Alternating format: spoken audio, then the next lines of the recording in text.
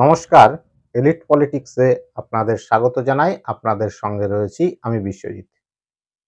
গত ৪ এবং ৫ ডিসেম্বর রাশিয়ার রাষ্ট্রপতি ভ্লাদিমির পুতিন ভারত সফর করছেন। এই সফরকে কেন্দ্র করেই ভারতবাসীর মনে নতুন উচ্ছ্বাস জন্ম নিয়েছে এবং এই সফর থেকে ভারত কি পেল, এটাই এখন মূল প্রশ্ন সকলের মনে। চলুন আমরা আজকে জেনে নেব এই সফর থেকে ভারত কি পেল। এই সফর থেকে সবচেয়ে গুরুত্বপূর্ণ যে বিষয়টি ভারত পেল সেটা হচ্ছে শক্তির নিরাপত্তা। রাশিয়ার প্রেসিডেন্ট ভ্লাদিমির পুতিন এ বিষয়ে ভারতকে প্রতিশ্রুতি দিয়েছে যে আনইন্টারাপ্টেড ফিউল বা অয়েল শিপমেন্ট জারি থাকবে, যা ভারতের শক্তি নিরাপত্তার ক্ষেত্রে খুবই গুরুত্বপূর্ণ একটি বিষয়। দ্বিতীয় যে বিষয়টি ভারতের প্রাপ্তি হয়েছে সেটি হলো নিউক্লিয়ার ও পরমাণু শক্তিতে সমন্বয়। রাশিয়া ভারতের পারমাণবিক বিদ্যুৎ প্রকল্পগুলিতে যেমন কুদানকুলাম নিউক্লিয়ার পাওয়ার প্ল্যান্ট সহযোগিতা চালিয়ে যাওয়ার প্রতিশ্রুতি দিয়েছে।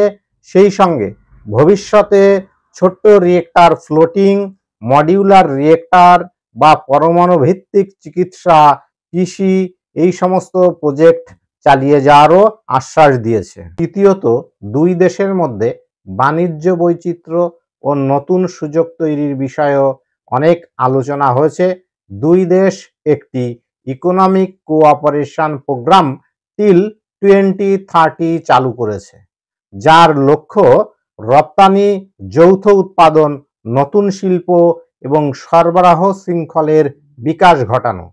চতুর্থত, যে বিষয়টি ভারতের প্রাপ্তি বলে মনে হচ্ছে সেটি হচ্ছে রপ্তানি বাজার ও শিল্প সম্প্রসারণ। রাশিয়ার বাজারে ভারতীয় ফার্মাসিউটিক্যাল, কৃষি, ভোজ্যপণ্য, মেরিন, প্রযুক্তি, শিল্প যন্ত্রপাতি প্রভৃতি ক্ষেত্রে সুযোগ বাড়ছে। বিশেষ করে রাশিয়ায় ভারতীয় পণ্যের উল্লেখযোগ্য আমদানির চাহিদা রয়েছে, যেখানে ভারতীয়রা অংশ নিয়ে লাভবান হতে পারবে। প্রসঙ্গত উল্লেখ করে রাখি, বিগত 24-25 অর্থবর্ষে ভারত এবং রাশিয়ার মধ্যে বাণিজ্যিক লেনদেনের পরিমাণ ছিল $68 বিলিয়ন।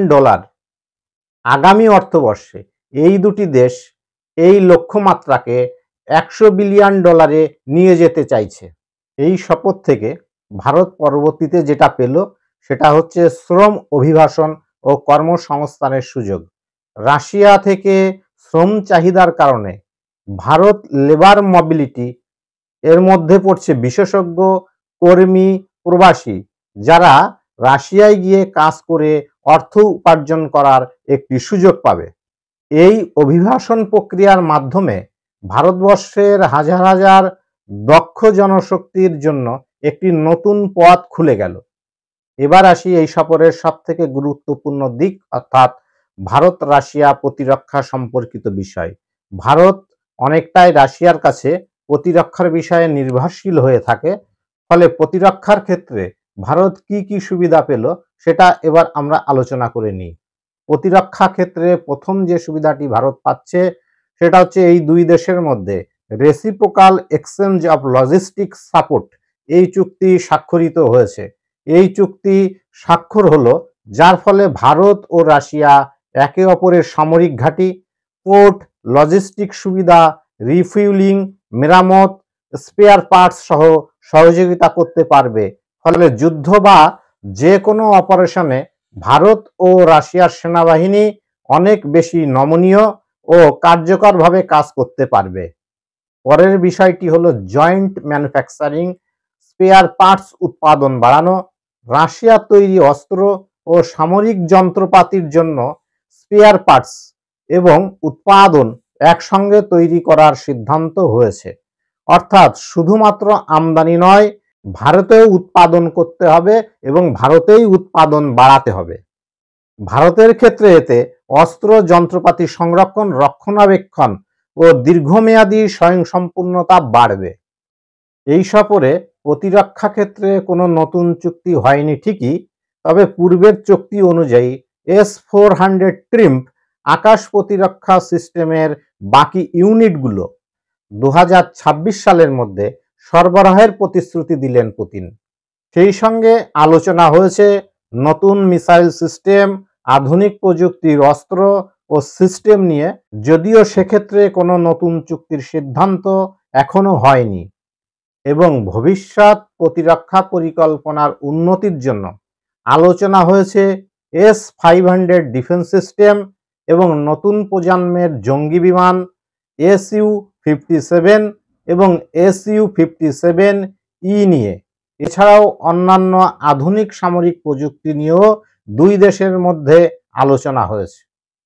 দুই দেশই মেনে নিয়েছে একটি স্ট্র্যাটেজিক অর্থনৈতিক অংশীদারি, যার নাম program of the development of strategic area of India Russia economic cooperation till 2030।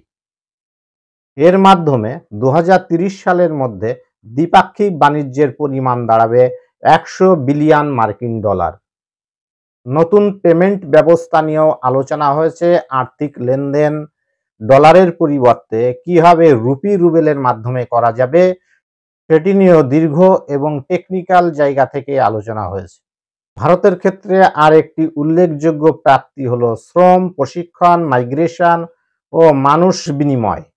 Russia এখন শ্রম শক্তিতে চাপে পড়েছে, অর্থাৎ শ্রম দেওয়ার মতো লোকের অভাব দেখা দিয়েছে রাশিয়ায়, এবং ভারত থেকে দক্ষ শ্রম সরবরাহের প্রস্তাব দিয়েছে রাশিয়া।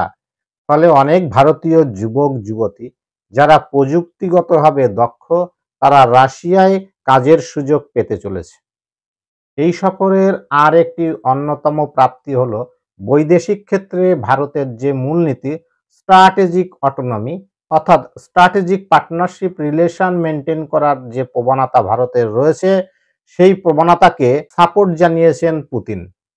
ফলে ভারতের ক্ষেত্রে পশ্চিমা দেশ, বিশেষত আমেরিকা এবং ইউরোপীয় ইউনিয়নের দেশগুলি রাশিয়া এবং আমাদের সবচেয়ে বড় প্রতিবেশী দেশ চীনের সঙ্গে এই বহুমাত্রিক রিলেশন মেনটেন করার জন্য রাশিয়া সর্বাত্মকভাবে ভারতকে সাপোর্ট করার প্রতিশ্রুতি দিয়েছেন।